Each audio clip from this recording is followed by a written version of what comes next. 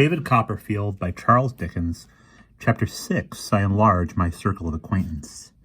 I had led this life about a month when I was informed by Mr. Mell that Mr. Creakle would be home that evening.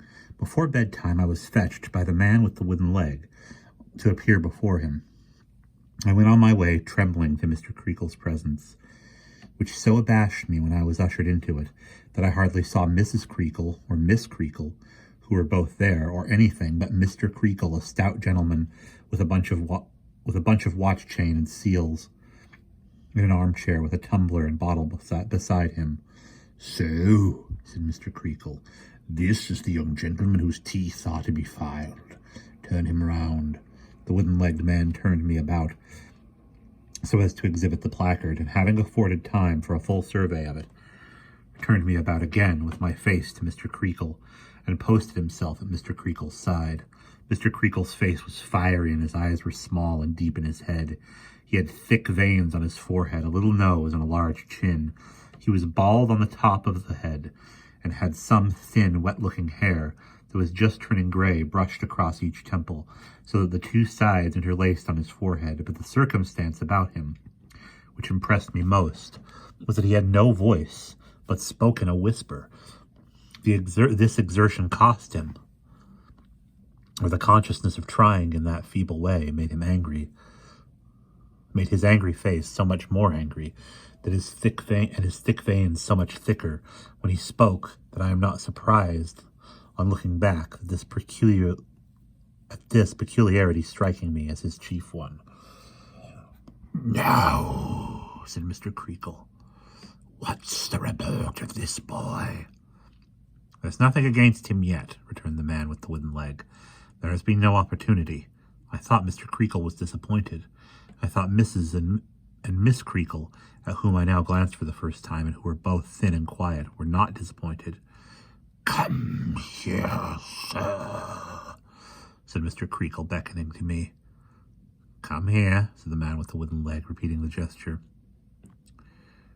"I have the happiness of knowing your father-in-law," whispered Mr. Creakle, taking me by the ear.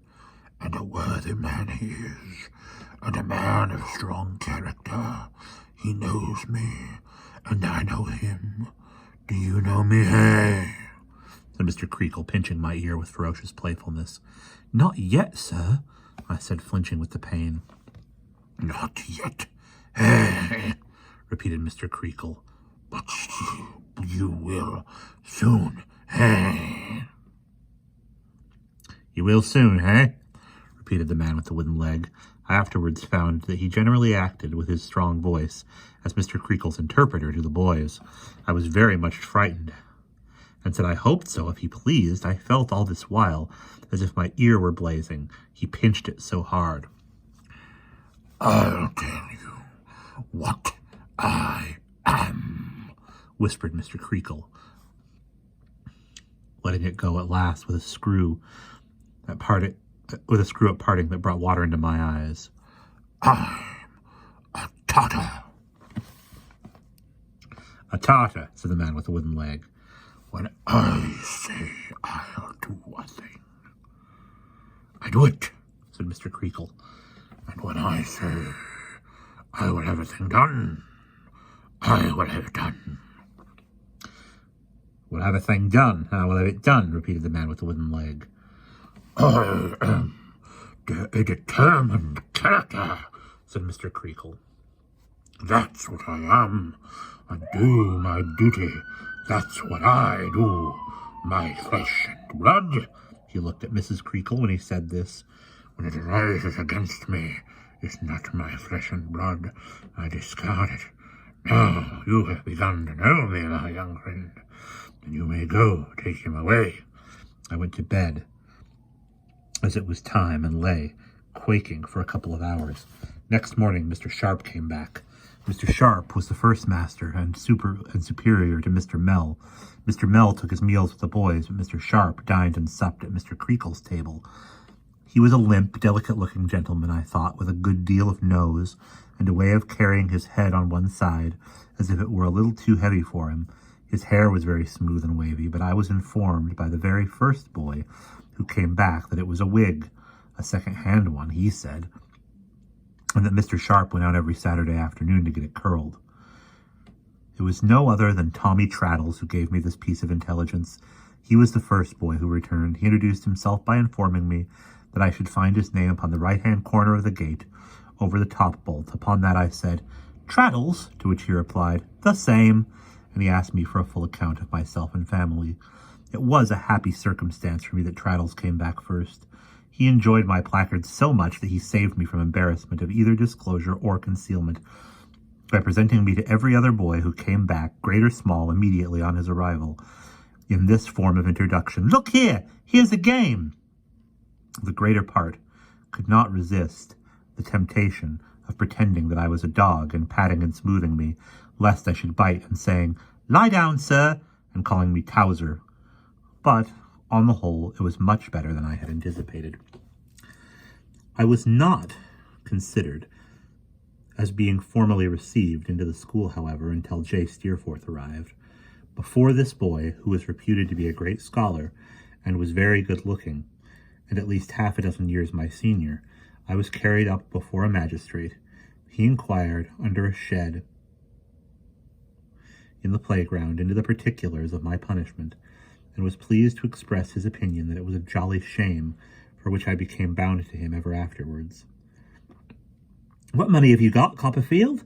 he said, walking aside me when he had disposed of my affairs in these terms. I told him 7 shillings.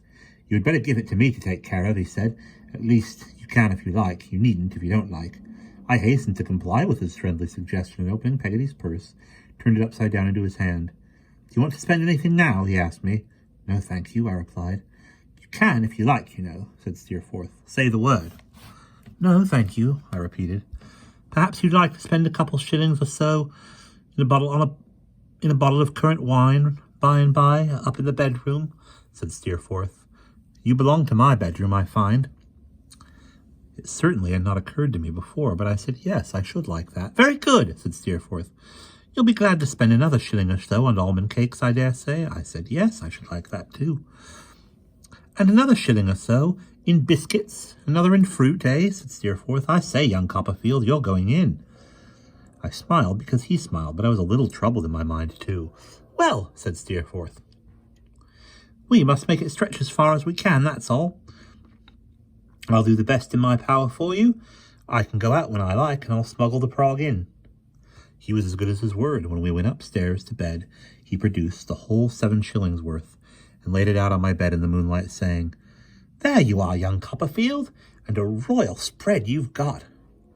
I couldn't think of doing the honours of that feast at my time of life. He was by, my hand shook at the very thought of it. I begged him to do me the favour of presiding, and my request being seconded by the other boys who were in that room, he acceded to it, and sat upon my pillow, handing round the viands with perfect fairness, I must say, and dispensing the currant wine in a little glass without a foot, which was his own property. How well I recollect our sitting there, talking in whispers, or their talking.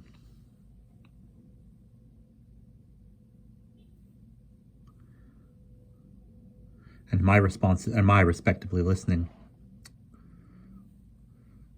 I ought rather to say I heard all kinds of things about the school, and all belonging to it. I heard that Mr. Creakle was the sternest and most severe of masters,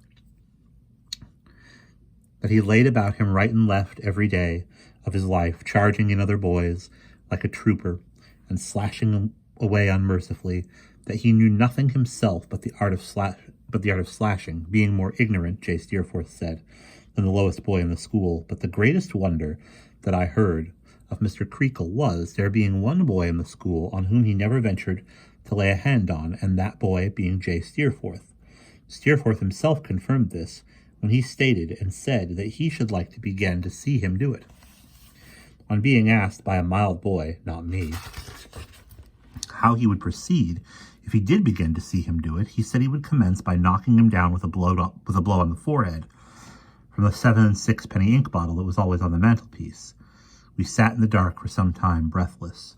I heard that Mr. Sharp and Mr. Mell were both supposed to be wretchedly paid, and that when there was hot and cold meat for dinner at Mr. Creakle's table, Mr. Sharp always expected to say he preferred cold, which was again corroborated by J. Steerforth, the only parlor porter. I heard that the table beer was a robbery of parents, and the pudding an imposition. I heard that Miss Creakle was regarded by the school in general as being in love with Steerforth, and I am sure, as I sat in the dark, thinking of his nice voice, and his fine face, and his easy manner, and his curling hair, I thought it very likely. And that is the end of chapter 6.